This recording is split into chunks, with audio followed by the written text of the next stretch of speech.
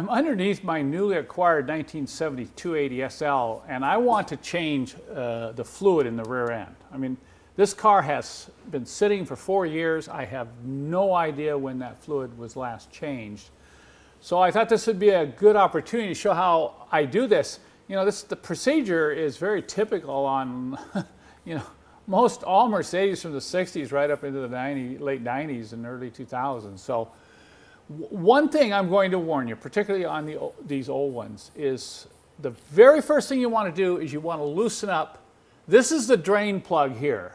There's usually a drain plug on the bottom or right on the side near the bottom, and then there's a fill plug, usually halfway up the housing or so.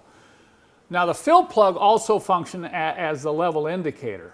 But before you start draining the fluid out of your rear end, make sure that you can loosen both of these plugs before you begin. Because let's say, often these plugs will get stuck and they're really hard to get out. Let's say you're doing this, you pull the drain plug and then you go to try to remove the fill plug and it's stuck in the case, and then you got a big wrench dance on your hand. So you kind of want to make sure before you begin. This is a 14 millimeter hex, long hex wrench. If you don't have one of these, we do carry these on my website. These are very handy to have. They work on manual transmissions as well as rear end plugs. But I'm going to, the first thing, you want to make sure that all the crud, earlier I came in here with a screwdriver and I actually, you know, I can show you a little bit of residual here. See, you got oily grease caked muck up in there, and when you try to push the wrench up in, if you don't get the wrench all the way up in there and try to turn it, you can round out the hex inside this plug, and then you've got another big problem on your hands. But you know, you can use this with a long bar, or you can use this with a hammer. I'm just going to use this 3-pound hammer here. And what I like to do is come in, and one of the reasons I like the hammer is I like to wrap this into the plug like that. And then I'll come out here and I'll just give this a couple wraps. Okay, that one's loose. The drain is loose. Let's see if we can get the fill plug loose.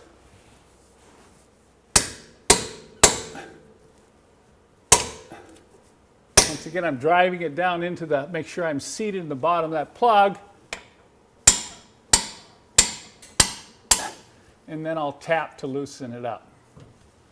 Now I'm curious just how full this was. So before I drain it, I think I'll go ahead and pull out this fill plug and see how much fluid is actually in this rear end.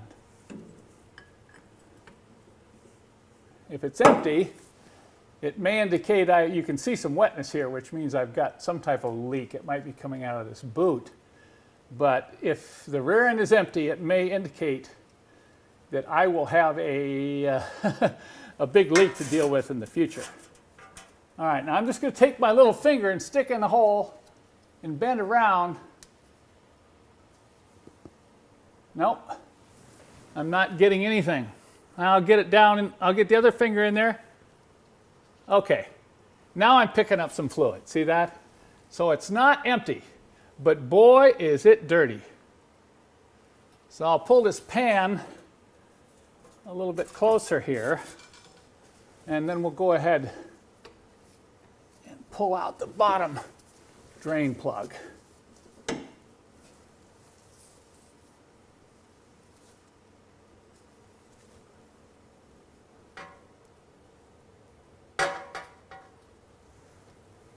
Okay, I usually get it loose like this, and then I quickly pull it out of the way like that. Otherwise, it's going to run down my arm and my sleeve.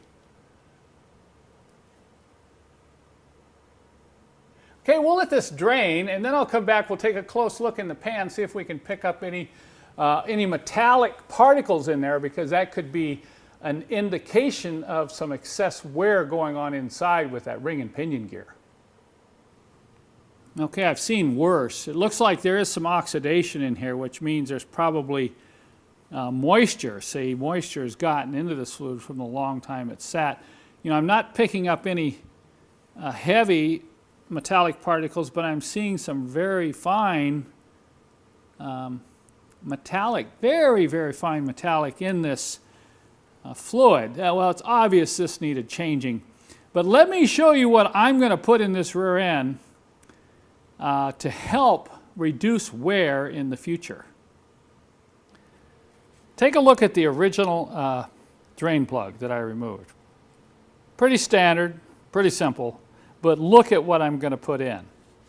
And you're thinking, wow, what's this? Well, this is a dimple magnetic drain plug.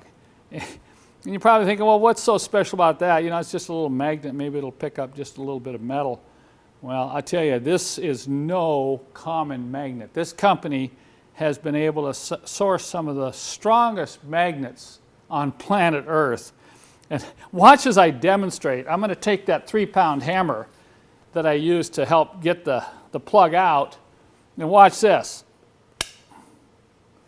Now try that with any of your normal household magnets, okay? This thing will even hold more than 3 pounds. So what these magnets do, any metallic wear particles that are created from wear on the ring and pinion will go right to the bottom and stick to this magnet. And they won't be recycled back through the gearing and bearing assemblies in that differential. So this is what will reduce air wear. And this can be true with an engine oil drain plug, as well as special magnets to attract any metallic particles in the transmission pan as well. So I'm so impressed with these products and what they're doing that we're going to start carrying these on our website, and I'm going to start installing these in all my old cars. The new plug is installed in Titan. I know some of you are probably thinking, well, Kent, that's kind of sticking down there a ways, you know, is that going to be a problem? Well, this isn't an off-road car, folks. And if you come back here and hit this plug with something, you got a lot of other problems you're going to have to worry about. So I don't feel that's a concern. It has to be that deep for the strength of the magnet inside this plug here. So we've got this tight, and now I'm going to fill. And you fill from the top hole here.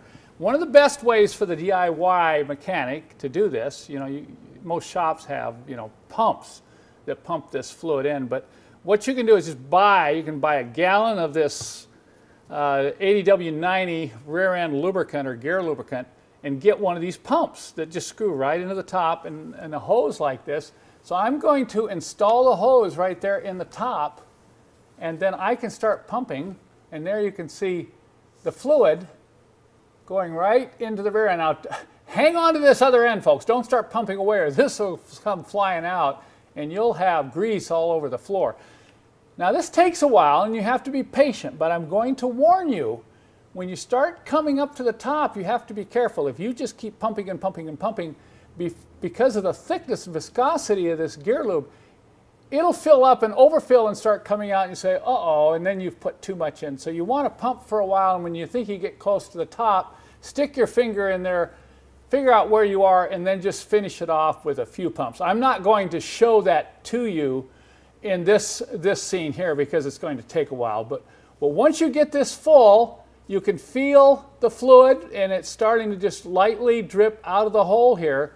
Go ahead and reinstall that top plug and tighten it down, and you're good to go. I know there's a lot of difference in what people say about when to change this, but on these old cars, especially if you're using the magnetic plugs, I recommend you change the rear end fluid every 30,000 miles because you don't put that many miles on these cars. It's more age than it is mileage.